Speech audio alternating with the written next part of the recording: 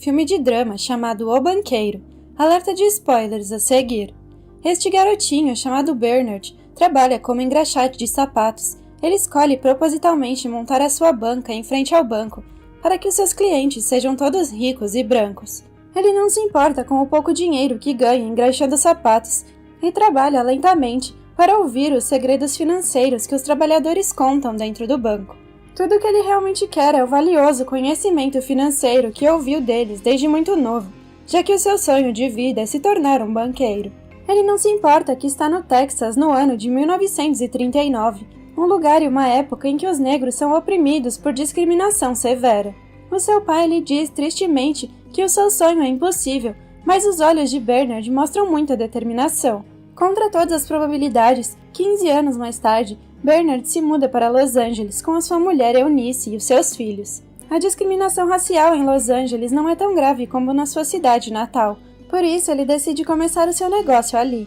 A família tem que viver numa dilapidada sala de serviços de um dos seus parentes, mas Bernard promete à sua esposa que eles se mudarão em breve. Ele começa trabalhando como agente imobiliário e busca casas à venda em toda a cidade. Através de uma observação atenta, ele descobre que a comunidade negra em Los Angeles está superlotada.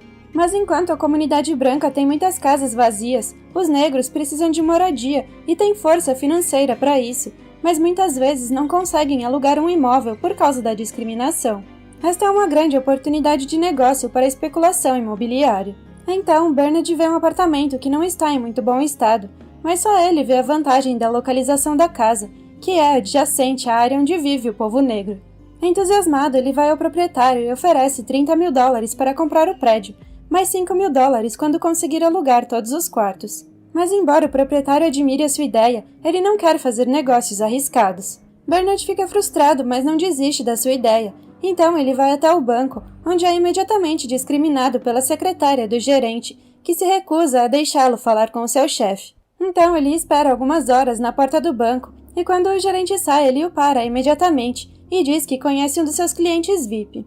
Bernard explica sobre seu negócio e pede que o gerente lhe dê um empréstimo, mas o gerente não lhe dá muita atenção e rejeita a sua oferta de cara. O que Bernard não esperava é que naquela noite receberia uma ligação do proprietário, que pergunta se ele usou o seu nome para tentar obter um empréstimo. Então Bernard não tem escolha se não pedir desculpas.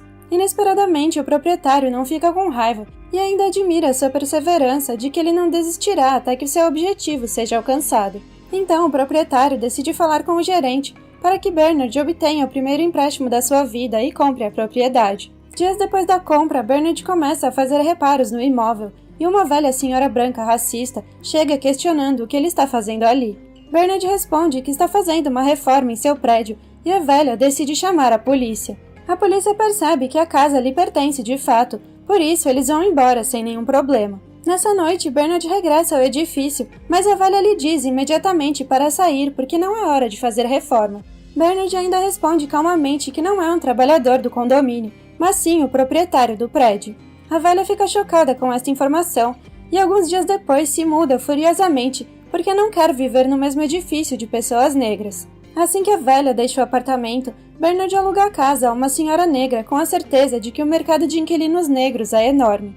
Como ele havia previsto, o edifício é rapidamente preenchido com inquilinos e o seu negócio vai muito bem. O ex-proprietário admira o trabalho de Bernard e se oferece para iniciar um negócio com ele.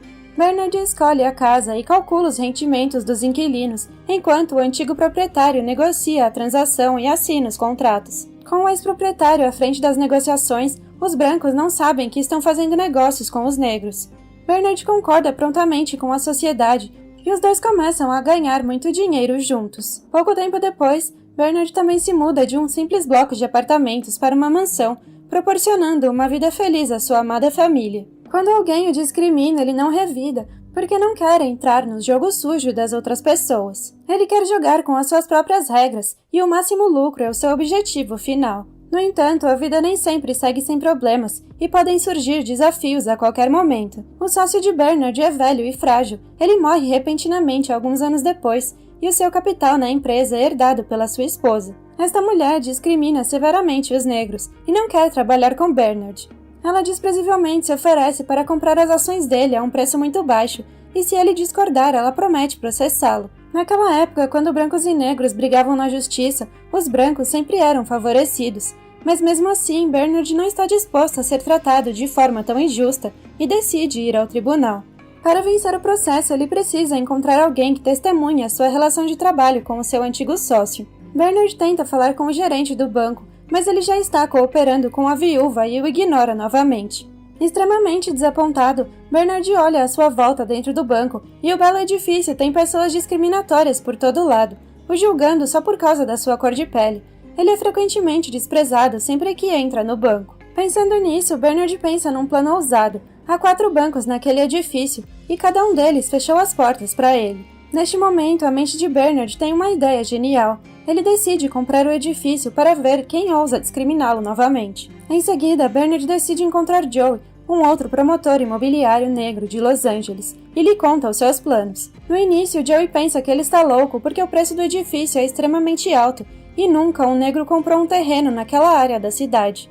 Mas depois de discutir o assunto durante algum tempo, Joey descobre que Bernard não é um maluco, mas um homem muito inteligente, pois quer comprar o edifício, porque enquanto for dono do imóvel, o banco que estiver dentro dele sempre o servirá. Eles não ousarão recusar empréstimos e também lhe revelarão as tendências imobiliárias, ajudando ainda mais o seu negócio. Joey está chocado com a sua ideia e fica apreensivo, mas depois de pensar bem, ele acredita que o plano vai funcionar. Embora Joey seja um homem extremamente rico, ele também está sujeito à discriminação de pessoas brancas por todo lado. Se ele puder ser respeitado nos bancos frequentados por pessoas brancas, ele vai ganhar ainda mais dinheiro. No entanto, eles ainda não podem negociar as transições diretamente com os brancos, por isso eles precisam de uma pessoa branca como agente. Para esse cargo, Bernard já tem uma ideia em mente: contratar Matt, que tem lhe ajudado com as renovações. Matt é um homem honesto e também muito ambicioso, apesar de ser um pouco inexperiente. Por isso, Bernard e Joey começam a treiná-lo e até saem com ele para jogar golfe. Matt não decepciona e rapidamente se torna um ótimo jogador. Enquanto joga, ele pode calcular avaliações imobiliárias, tal como um jovem e promissor empresário. No clube de golfe, Matt conhece o dono do edifício do banco, num encontro arranjado por Joey. A conversa corre bem e Matt tem a oportunidade de comprar o edifício, mas precisa saber calcular o valor exato do imóvel. Bernard ajuda Matt a fazer todos os cálculos, primeiro contando o número de luzes acesas no edifício. Depois ele calcula a taxa de vagas do edifício e depois obtém o valor estimado através das receitas anuais e dos custos operacionais.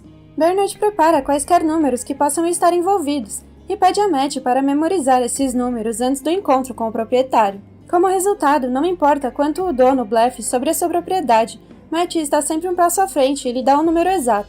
Isso choca o proprietário e o contabilista ao seu lado. Todos eles pensam que encontraram um gênio da matemática e não conseguem enganá-lo.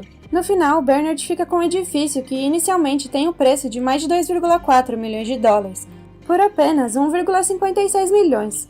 A partir daí, sempre que Bernard entra ou sai do edifício, o presidente de cada banco vem apertar a sua mão, e o pequeno gerente que lhe dificultou as coisas no passado fica chocado com o tratamento que ele recebe. As carreiras imobiliárias de Bernard e Joey se expandem rapidamente, quebrando o estrito zoneamento de segregação racial de Los Angeles. Muitos negros jovens e promissores se mudam para bairros de brancos.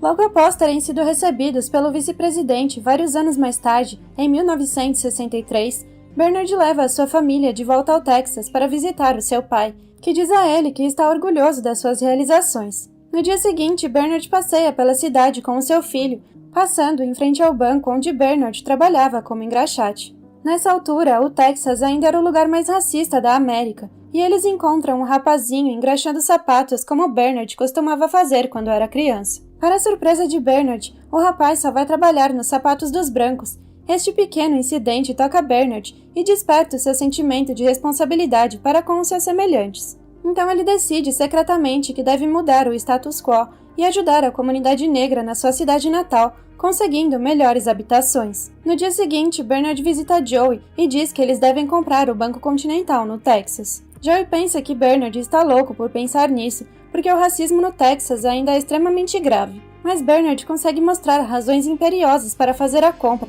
e no final Joey concorda em ajudá-lo. Eles recrutam Matt novamente e usam-no para ser o seu negociante. Ele se reúne com os proprietários do banco, Robert Florence Sr. e Robert Florence Jr., para discutir os números do negócio. Apesar das suspeitas de Florence Jr., ele vende o banco a Matt e aos seus sócios. Com o Banco Continental adquirido, Bernard começa a trabalhar e começa a ajudar os afro-americanos da cidade a serem aprovados para empréstimos. Parece que o objetivo de Bernard é ajudar os seus companheiros a terem oportunidades justas de habitação e de financiamento. As oportunidades correm bem durante algum tempo, até que Florence Jr. começa a investigar os empréstimos que o seu banco aprova. Ele os confronta sobre os empréstimos que aprovaram e os ameaça com uma carta do Departamento de Tesouraria dos Estados Unidos. O departamento vai inspecionar as operações do banco dentro de um mês. Durante esse período, Matt apresenta uma sugestão que sugere que eles comprem outro banco e transfiram os empréstimos problemáticos para ele. Bernard diz que o principal problema é supervisionar as operações. Em resposta, Matt sugere que lhe seja permitido gerir o novo banco. Bernard expressa seu desconforto com a ideia, mas acaba se contentando em deixar Eunice ficar de olho em Matt. No final, Matt consegue gerir o seu banco tal como queria, e no dia seguinte, Matt se reúne com um advogado e começa a assinar os contratos de empréstimos. Algum tempo depois, Matt recebe um telefonema de Florence Jr. relativo a clientes que querem recuperar todo o seu dinheiro que deixaram no banco. Para piorar a situação, um federal e examinador bancário chega para fiscalizar os empréstimos. Para tentar ajudar, Bernard se veste de zelador para poder se aproximar durante a reunião. Infelizmente, isso não faz diferença, porque o investigador descobre um problema crítico em vários empréstimos. Bernard está incrédulo que aqueles empréstimos absurdos foram aprovados, mas logo ele fica sabendo que havia sido Florence Jr. o tempo todo. Enquanto se apressa para conseguir todos os protocolos do banco, Matt lembra que contratou um advogado que Florence recomendou. E assim, Florence ficou sabendo dos empréstimos problemáticos e fez tudo para prejudicá-los. Algum tempo depois, Bernard e Joey dizem a Matt que o movimento mais racional que podem fazer é se afastar do banco. Sem querer deixar o seu banco, Matt faz algo sem que seus parceiros saibam. No dia seguinte, Joey fica sabendo o que ele fez e corre para o banco com Bernard para confrontar Matt sobre os empréstimos, enquanto Florence observa o espetáculo.